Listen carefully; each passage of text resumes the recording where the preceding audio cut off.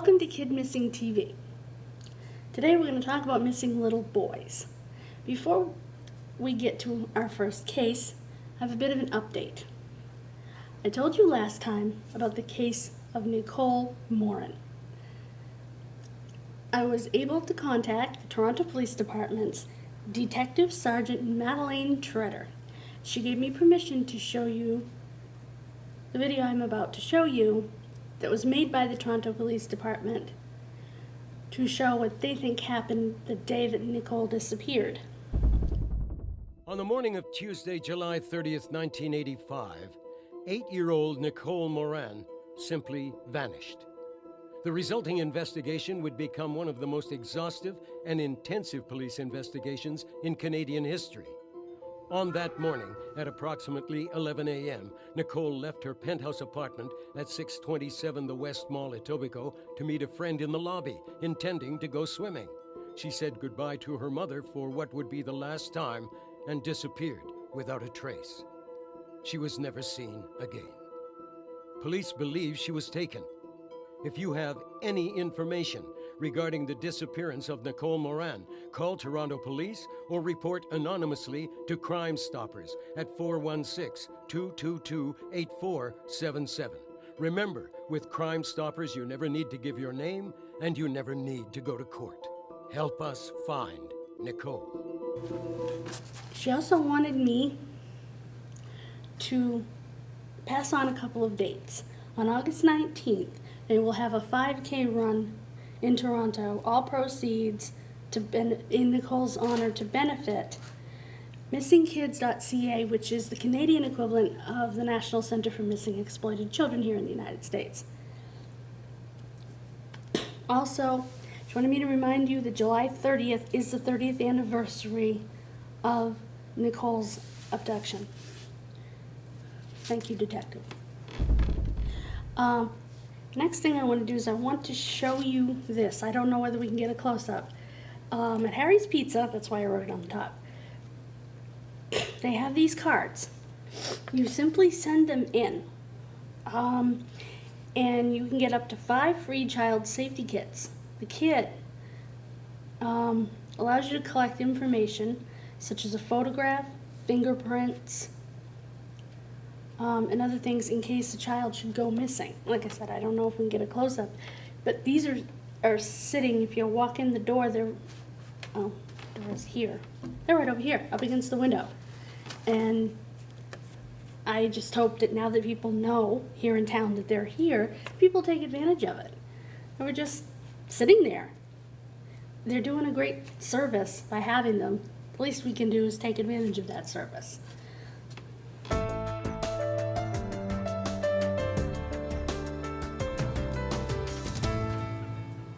I added a case this week month, whatever it may be, because she's local.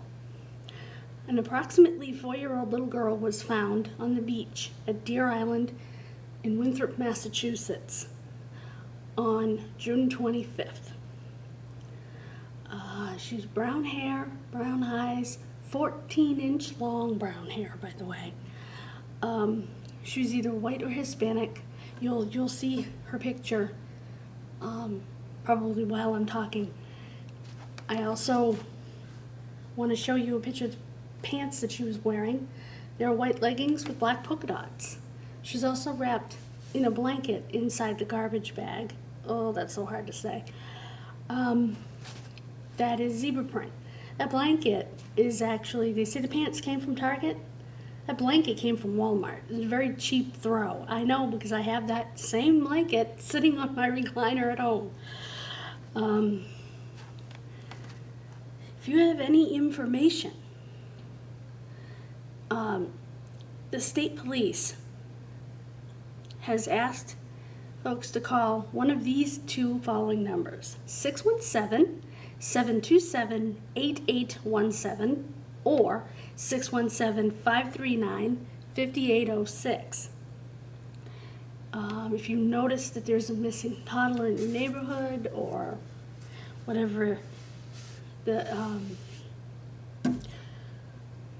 or your daycare or wherever, please call them. Let them know so that we can give this little girl her name back and get justice, because she was murdered, although they can't determine exactly how, because she was, I guess, in the water too long, because they believe she floated up. Thank you for listening to that more local story than I normally bring you.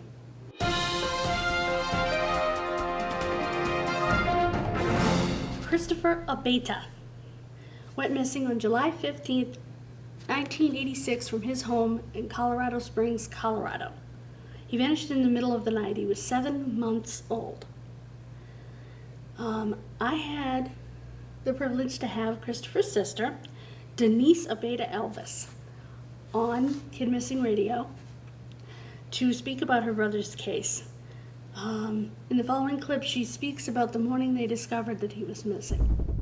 And then that morning, the first thing I remember is my mom, out of the corner of my eye, she pushed open my door and she was screaming, "Christopher, he's not here. Do you have Christopher?" And she's frantic. And she was just running through the house. I remember getting up. We were all in our pajamas, and it was probably about 6 o'clock in the morning, right before 6 o'clock.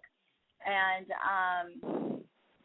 he was gone. Christopher's family believes that a woman that their father had an extracurricular relationship with may have had something to do with Christopher's disappearance. I am not going to name this woman because this woman in 2013 has filed suit against the family. They have filed a countersuit, and I don't want any part in a lawsuit. She was already named on my radio show. I don't know whether she did or she didn't. There was a Facebook page for Christopher that you can also check out, and the family has raised a $100,000 reward for information leading to Christopher. One thing that you'll notice when you look at Christopher's picture is those eyes, those blue eyes just jump out at you. If you have any information about the whereabouts of Christopher Abeta, there are 3 different numbers you can call. The Colorado Springs Police Department, Detective Joe Matiados, 719-444-7000, or the CBI, Colorado Bureau of Investigation, Special Agent Christina Kolner, 303-239-4251, or the FBI, Special Agent Robert Moen, 719-633-3852.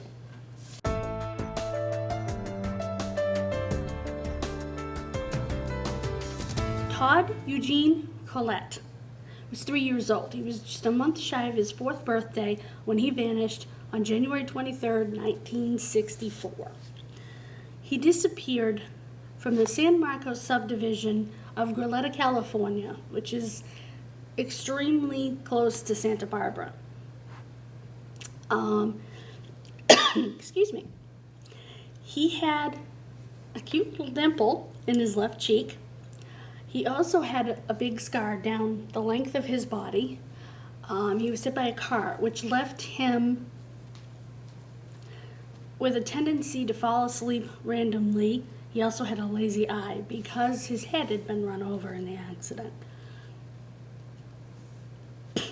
These are things that won't change as he grows up. He was last seen, matter of fact, it's 4 miles north of Santa Barbara.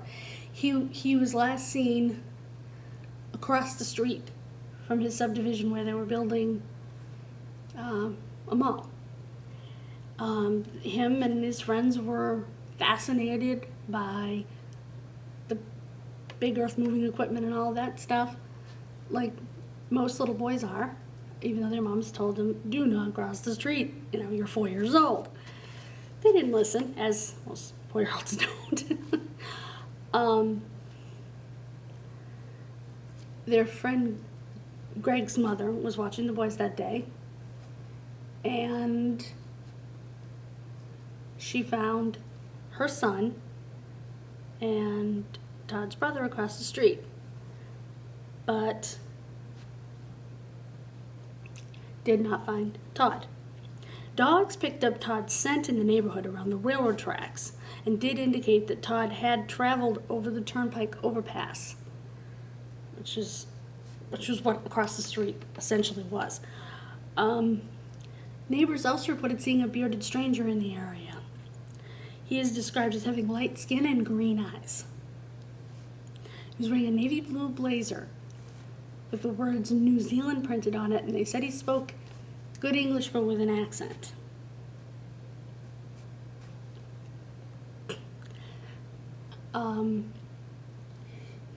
He was seen pretty much right in the last place that Todd was seen. Now, is this man a witness? Is this man the kidnapper? We don't know, but he needs to be found. As I said, he was just shy of his birthday when he disappeared. If you have any information about Todd Eugene Collette, you can call the Santa Barbara Sheriff's Office, Sergeant James Zabinden, 805-681-4100.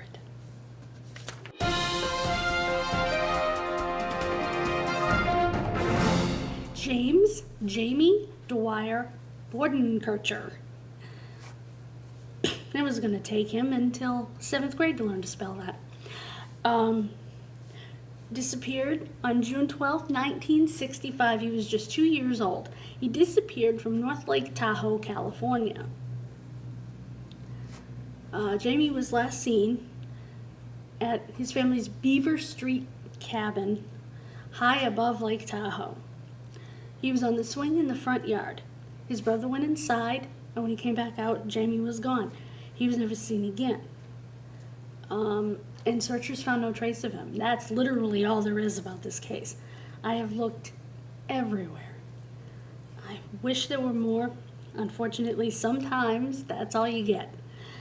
If you have any information about the whereabouts of Jamie Dwyer Bordenkircher, you can call the Placer County Sheriff's Department, 530-886-5375, or the Investigations Division at 530-889-7830.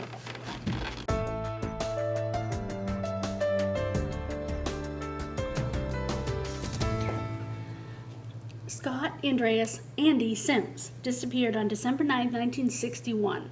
He was just 11 years old the day he disappeared from Wichita Falls, Kansas. He was home with his brother Donald, who was only older by a year that day, while their mother, Ellen, a nurse, went to work. Their stepfather, whose name was Sims, was away with the National Guard at Fort Polk, Louisiana, because there was something going on in Berlin at the time.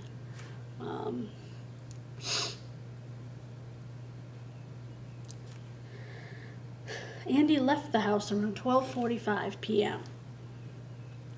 And when his mother returned about 1:30, he was nowhere to be found. His mom sent Donald out to look for him, couldn't find him. There was an unsuccessful search that many people were in. The family called the police at 8 p.m. and called again because they didn't come. Fort Sill Civil Defense, Marine Reserves, members of the Sheriff's Mounted Patrol, and others worked with volunteers to again comb the area, searching hangouts and places a child might go to escape the cold. One person reported seeing someone who may have matched Andy's description at the Boy Scout hut near Lake Wichita about 9 p.m. Oops. I hate that. 1,500 hours. That's not 9 p.m. On the day he disappeared. Lake Wichita was also searched. It was dragged. Nothing was found. In 2008, Andy's half-brother by his father's second marriage, Stephen Douglas, who lives in Gahanna, Ohio, actually came to try to help investigate the case. He's a retired policeman himself. And he said, as a police officer, I find it very difficult to believe he simply wandered off and succumbed to the elements and they never found a body. And he's probably exactly right. Andy's natural father was in constant contact with the Wichita Falls Police Department after Andy's disappearance. So even though he lived in California with his new family, he still cared about his son. If you have any information about the disappearance of Andy Sims, you can call the Wichita Falls Police Department and Detective Tony Fox, 940-761-7792.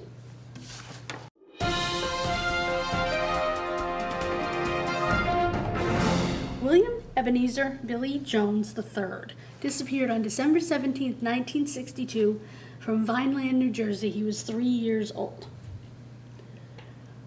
He was in the front yard with his sister, and when Mom went in to check on their brother, who was 1, the kids were 1, 2, and 3. God bless their mother.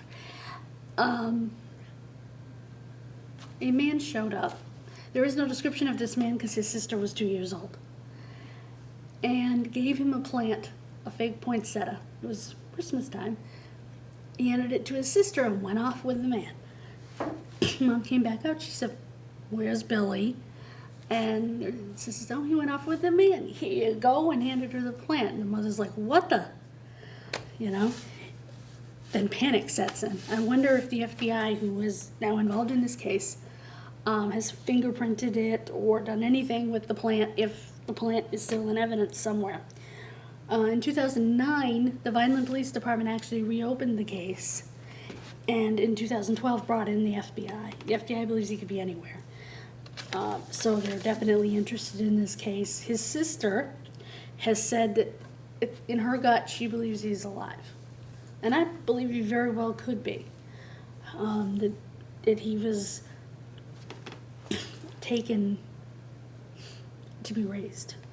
And I think at that age, he probably was. He had a special bond with his dog, Baby Cakes. And he would have done anything for a dog, so the man may have used the dog as a ruse. His sister really doesn't remember. She was 2.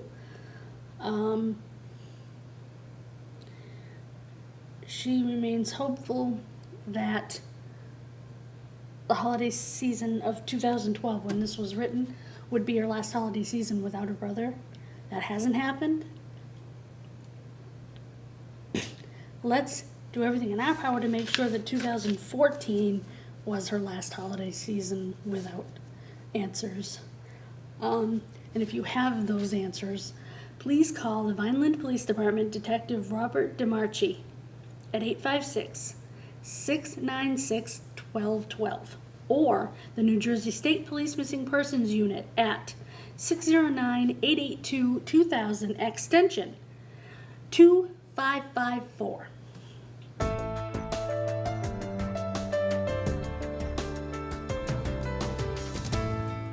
This is our blast from the past. This case is possibly, well, not solvable so much, but there may be a chance for answers in this case because, first of all, it's still being investigated, and secondly, there's quite a bit of evidence, as you'll see when we go through it.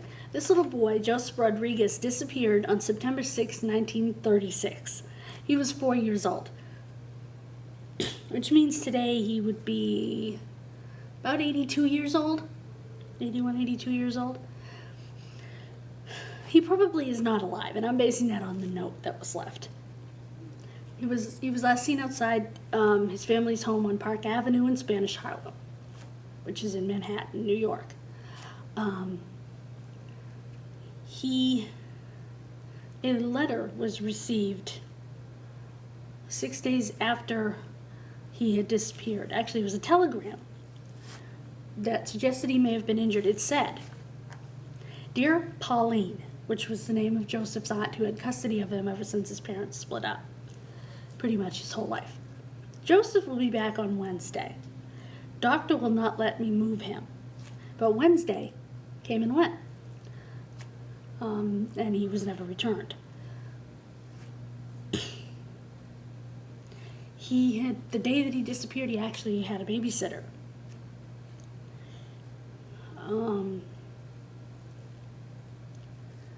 Until very recently, I believed that the letter hadn't been signed, but in fact the letter had been signed by someone unknown to Pauline.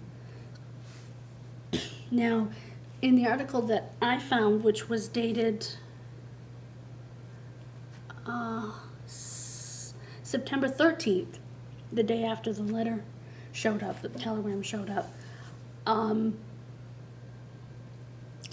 didn't give the name, it just said that it was signed. I wish they would have given the name or put a copy of the letter in the newspaper so people could see the handwriting, because the name probably wasn't legitimate. I wonder if police still have the envelope from the letter where they could maybe get DNA off the flap or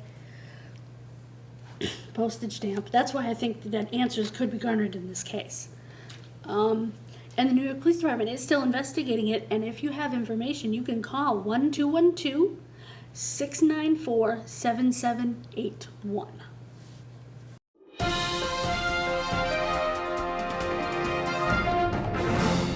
This is our special feature case. This case is not going to be solved, but it's interesting because it was the first ever kidnapping for ransom in the United States. Charlie Ross, or Charles Brewster Ross, was abducted on July 1st, 1874. That is 100 years before my birth. So that was 141 years ago. Yesterday. He was 4 years old. He was taken from the affluent Germantown section of Philadelphia, Pennsylvania. 22 notes were written to his father, Christian Ross, who was fairly well-to-do for the time period, asking for ransom and whatnot. I didn't print out any of the notes to read to you because the grammar, it was just, it's horrible to read. I mean, it would be like reading She Sells Seashells by the Seashore. I mean, awful. So if you'd like to read it, it's on the Smithsonian's website in an article that they did after a Ross descendant found the letters in 2013. When he was initially taken in a horse-drawn carriage. That sounds so ridiculous today, doesn't it? He was taken with his brother, Lewis, Walter Lewis. And his brother was dropped off at a store, sent in with a quarter to get candy and fireworks. When he came out, the carriage, the two men and his brother were gone. In December of that year, two men broke into a judge's home.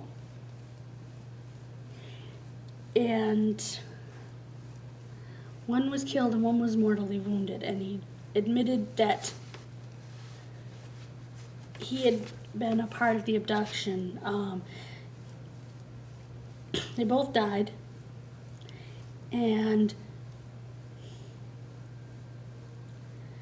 Walter confirmed by seeing the two men dead, I can't imagine what that must have done to him, at the morgue, that they were the two men in the carriage. There was a third man they said was involved. They didn't give his name. And they also didn't say where Charlie was. 2 years after the kidnapping, Charlie's father wrote a book entitled The Father's Story of Charlie Ross, the Kidnapped Child. By 1878, the media interest had waned in the case.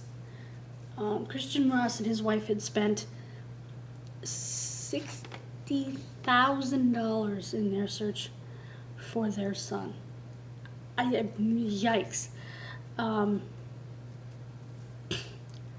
That's just, I can't even tell you how much money that is.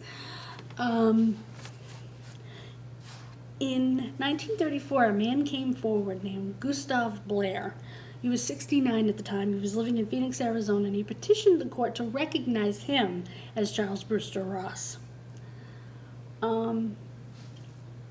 Walter, Charlie's brother, thought it was so ridiculous that he didn't answer the claim, so the court recognized this man as Charlie Ross. Was this man Charlie Ross? I doubt it. I think Charlie Ross was killed. And the common admonition to children, don't take candy from strangers, is believed to have originated with this case. There is also a book that I read about this case called Little Charlie Ross, The Shocking Story of America's First Kidnapping for Ransom by Norman Zerold, which I highly recommend, by the way. You may have difficulty finding it. You're not going to find it in a bookstore because it's pretty old. It's from the 70s. But you can find it online. And again, as I mentioned, in 2013, a descendant of the Ross family found the letters. I will post the link so that you can take a look at the Smithsonian Magazine's article online and try to make out the letters yourself. As you can see in the poster, I have a picture. Actually, I don't think it's on the poster. But I have a picture here of one of the letters, and you can see an example of the handwriting and of the way that they wrote was just... A lot of people think that they did that on purpose. It's hard to tell.